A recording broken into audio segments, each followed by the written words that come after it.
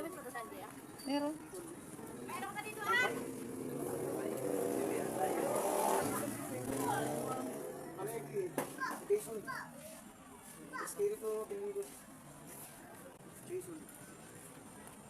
Yung isa, meron pa akong isang client. Yun ang gagawin ko. Dalawa. Tara na, ah. Dito tayo. Ilan? Hindi ba kaya 3 hairs? Ano? Maano to eh. 3 hairs mo na lang. Try nga natin. Stock po yun. Kasi pagka 2 hairs, Dalawang sobrang higis eh. ngayon is dalawang yun. Bali, pag naubusan ng buhok eh. Kabibili lang yan. Ay, kaya. Lagyan na 2 to 3 years na lang. Kaya eh. Ano lang kaya? Kaya ng anong tatlo. Kaya? Oo, tingnan ko isa. Na ito, pangalawa. Nung pandemic, Yan, 3 hairs. Kaya. Ganda. Mas maganda nito yung mababa eh. nung natapos yung pandemic, bigla silang nagkas. Kahit ano po, 2 to 3 years na lang. Oo. Hindi maganda kung 3 hairs lang eh. 3 years lahat. Oo. At 3 years na lang lahat. ay matalo. Hindi naman ata maputol ang buhok na to, no? Kasi ngayon ako nakagawa na yung buhok. Ah, puro peke lang yung ginagawa. Yung may gamot. Hindi ko. Oo. Ah, oo, kasi ano yan eh. Natural. Oo. Ah, oo, kasi ano yan eh. Natural. Oo.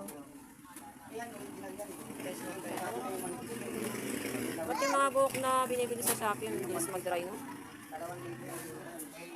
Galing ibang bansa yun.